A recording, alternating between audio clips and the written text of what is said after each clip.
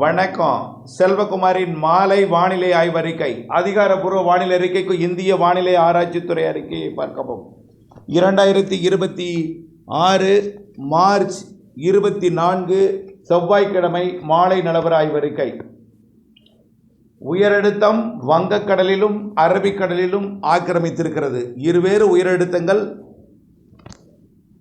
வங்கக்கடல் உயரழுத்தம் கிழக்கு காற்று மேற்கு நோக்கி அனுப்ப, அரபிக்கடல் உயரழுத்தம் அரபு நாடுகள் நோக்கி அனுப்ப, இருவேறு உயரழுத்தங்கள் இரவில் குளிரையும் பகலில் அனல் வெயிலையும் கொடுக்கிறது. இன்றைக்கு அதிகபட்ச வெப்பம் மதுரையில் அதிகபட்சமாக 100 டிகிரி ஃபாரன்ஹீட்டை தொட்டிருக்கிறது. 38 டிகிரி செல்சியஸ் மதுரை விமான நிலையம் அடைந்திருக்கிறது. அதேபோல் பாளையங்கோட்டை, கோவில்பட்டி, சிவகாசி, சாத்தூர் மற்றும் வெம்பக்கோட்டை, அதேபோல் இப்படி தென் மாவட்டங்களின் உள்பகுதிகளில் மத்திய பகுதிகளில் உயர்ந்திருக்கிறது. பொள்ளாச்சியில் தற்பொழுது 37 டிகிரியை நெருங்கி இருக்கிறது. அதாவது 98 டிகிரி ஃபாரன்ஹீட்டை தொட்டிருக்கிறது. கரூர், ஈரோடு அதே போல தான் 37 டிகிரி. சேலம் 36, 37 என்று ஆங்காங்கே இருக்கிறது. 36 டிகிரி வேலூர் இருக்கிறது. இதுதான் அதிகபட்ச வெப்பம். 38 என்பது 100, 37 என்பது 98.6, 36 என்பது 96.8. இதுதான் வெப்பம். இதுதான் அதிகபட்ச வெப்பம் பதிவாயிருக்கு. மதுரை விமான நிலையம் 100 டிகிரியை தொட்டிருக்கு. வரக்கூடிய நாட்களில் பாளையங்கோட்டை, கோவில்பட்டி, சிவகாசி, விருதுநகர், மதுரை, பொள்ளாச்சி, தாராபுரம், உடுமலைப்பேட்டை, வெள்ளக்கோயில், பொங்கலூர், குண்டடம், பல்லடம், காங்கேயம், கரூர், தென்னிலை, ஈரோடு எல்லாமே 100 டிகிரியை தொட்டுரும். எப்போ? வியாழக்கிழமை. வெள்ளிக்கிழமை பொள்ளாச்சி 102 எட்டும் என்று எதிர்பார்க்கப்படுகிறது.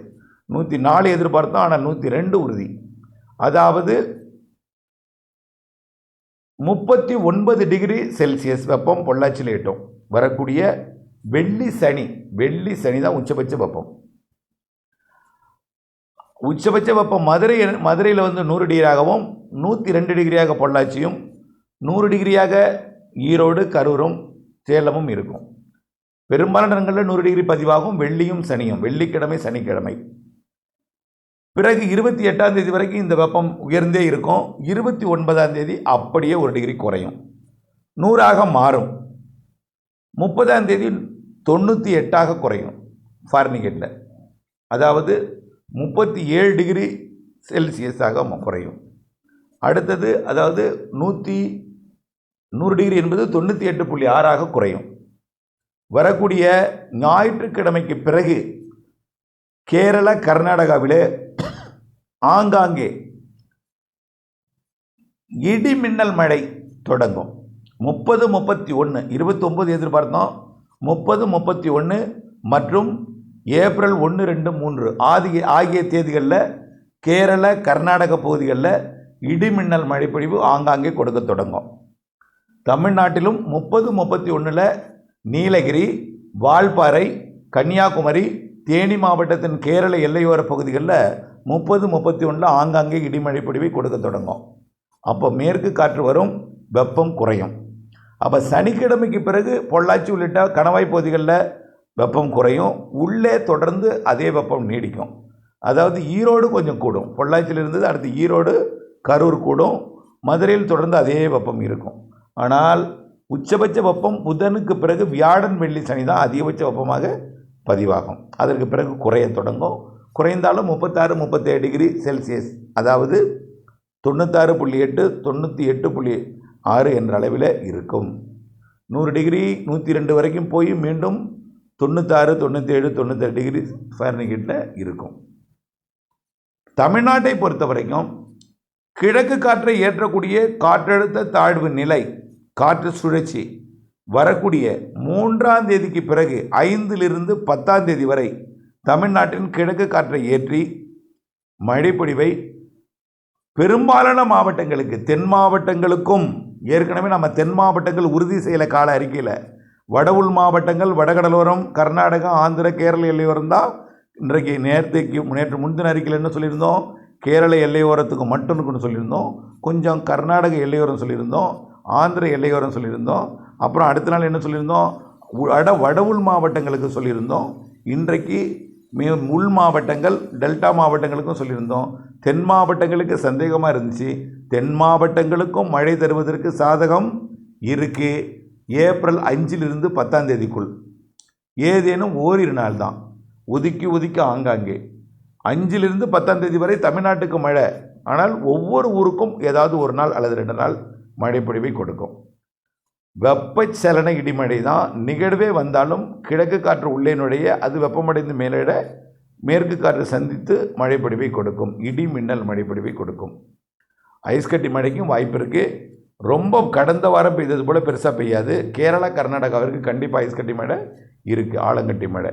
தமிழ்நாட்டிற்கு கர்நாடக எல்லையோர ஆந்திர எல்லையோர கர்நாடக எல்லையோர கேரள எல்லையோர மாவட்டங்களில் ஆங்காங்கே இருக்கும். கண்டிப்பாக கர்நாடக எல்லையோர மாவட்டங்களில் ஐஸ்கட்டி மழை இருக்கும். அது குறைந்த பரப்பில் 30, 31 மற்றும் ஏப்ரல் 1, 2 தேதிகளில் இருக்கும். கொஞ்சம் கூடுதல் பரப்பில் மழை எல்லா மாவட்டங்களுக்கும் ஆங்காங்கே ஒதுக்கினா 5ஆம் தேதியிலிருந்து 10ஆம் தேதி வரை தெரிகிறது. புதிய காற்று சுழற்சி தமிழ்நாட்டு அதாவது இலங்கை நெருங்கி கிழக்கு காற்றை ஏற்றப் போகிறது, அப்படி தான் சொல்லலாம். அதுக்கு அடுத்தபடியாக ஏப்ரலில் மேலும் நிகழ்வுகள் இருக்குங்க. வெயில் ஒரு 3 நாள் 4 நாள் கூடும்.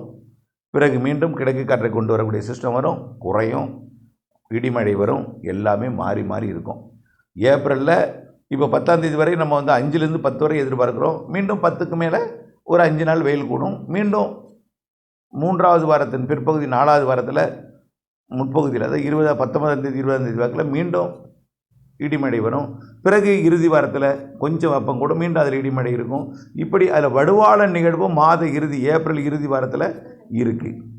அடுத்தபடியாக மே மாதத்தின் இறுதி வாரம் கண்டிப்பாக வலுவான நிகழ்வு அரபிக்கடலில் இருக்குது. மே மாத இறுதி வாரம், மே மாத இறுதி நாட்களில் தென்மேற்கு பருவமழை தொடங்கும்னு ஏற்கனவே சொல்லியிருக்கிறோம். கேரளாவில் கோடை மழையை கொடுக்கக்கூடிய காற்று சுழற்சிகள் நிச்சயமாக மே 15ஆம் தேதி வரை நல்லா இருக்குது. அதுக்கப்புறம் தென்மேற்கு பருவமழையை கொடுக்கக்கூடிய நிகழ்வு எல்லாம் சாதகமாகி அரபிக்கடல் சிஸ்டம் உருவாகி கேரளாவில் கூடுதல் இடிமழை பிடிப்பை மே இறுதி வாரத்தில் அது 20ஆம் தேதிக்கு மேலே நல்ல ஒரு வலுவான நிகழ்வால் கொடுக்க தொடங்கும். இதெல்லாம் நம்ம ஏற்கனவே சொன்னதில் எந்த மாற்றமும் இல்லை. இப்பொழுதைக்கு தலைப்புச் செய்தி என்னென்னா, வெயில் தான் வரக்கூடிய சனிக்கிழமை வரைக்கும். ஞாயிற்றுக்கிழமைக்கு அப்புறம் மேற்கு மாவட்டங்கள் வெயில் குறையும். கேரளா கர்நாடகாவில் ஆங்காங்கே மழை இருக்கும், இடிமழை. அதுக்கப்புறம் 5ஆம் தேதிக்கு அப்புறம் தான் தமிழ்நாட்டில் கொஞ்சம் ஆங்காங்கே எல்லா மாவட்டங்களுக்கும் மழைப்பொழிவு கொடுப்பதற்கு மாலை இரவு நள்ளிரவு அதிகாலை நேரம் மழைப்பொழிவு கொடுப்பதற்கு சாதகம் இருக்குது. இணைந்திருங்கள் அப்டேட்ஸுடன். நன்றி.